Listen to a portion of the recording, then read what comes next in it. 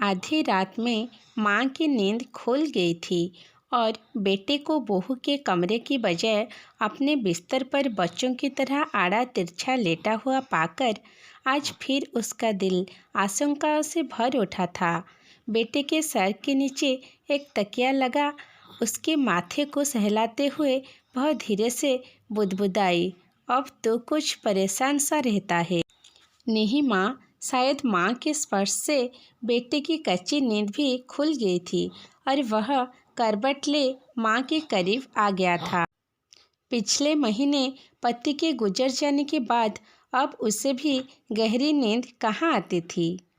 रातें तो यूं ही आंखें मूंद हल्की झपकियों में ही कट रही थी। ऊपर से बेटे की यह बेचैनी, आजकल जाने कब तो मेरे बिस्तर पर आकर सो जाता है। बहू से नाराज है क्या? नहीं माँ, किसी अवध की तरह माँ से लिपटने की कोशिश करता इस सवाल को भी वह टाल गया।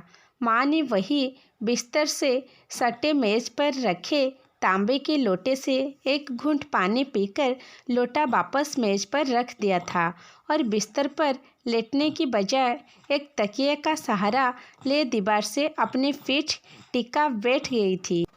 फिर क्या बात है बेटा? कुछ भी नहीं माँ। माँ की गोद को छोटो बच्चे की तरह बाहों में भरने की कोशिश करता वह उसके हर सवालों को खारिज कर गया था। बेटा बता ना, तेरी बेचैनी देख मेरा दिल घबराता है। उसने बेटे का सर अपनी गोद में रख लिया था।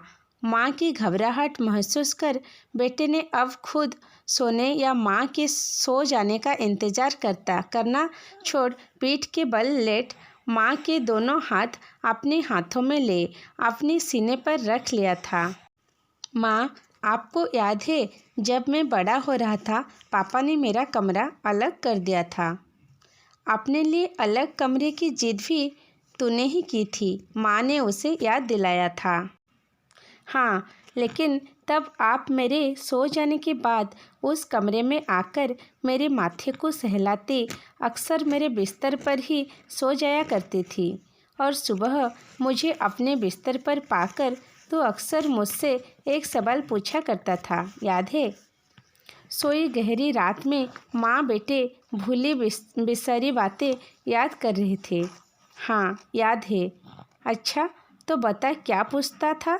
सुबह की कहीं कितनी ही बातों को शाम तक भूल जाने वाले बेटे को वर्षों पुरानी वह बात कहाँ याद होगी, यह सोच माँ मुस्कुराई थी। यही कि क्या पापा से नाराज हो? बेटे की अद्भुत याददाश्त क्षमता से रूबरू होती माँ का निस्तेज होता चेहरा अचानक एक अद्भुत मुस्कान के साथ कमरे की मध्यम रोशनी में भी जगमगा उठा। हाँ, पर बेटा तुझे ऐसा क्यों लगता था? आज बरसों बाद शायद माँ भी शिद्दत से बेटे के मन की उसी बात को जान लेना चाहती थी जिसे जानने की फुर्सत उसे आज से पहले कभी नहीं मिली। क्योंकि मैं आपको हमेशा पापा के साथ देखना चाहता था। पिता को याद करते हुए बेटे ने अपने सीने पर रखे माँ के दोनों हाथों पर अपनी पकड़ मजबूत की थी। बेटा, मैं भी तुम्हें हमेशा बहू के साथ देखना चाहती हूँ, माँ ने झुककर बेटे का माथा चूमकर कहा। माँ, तब आप पापा को कमरे में अकेला छोड़ मेरे पास क्यों आ जाती थी? बरसों बाद बेटा भी अपने मन की जिज्ञासा माँ के सामने रख रहा था। बेटा, डर लगता था कि अकेले कमरे में कहीं तो डर ना जाए।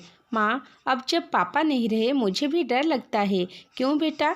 माँ अपने बेटे का डर जानने को अधीर हो उठी। कहीं आप अपने अकेलेपन से डर ना जाओ, इसलिए मैं इसके आगे वह कुछ कह ही नहीं पाया।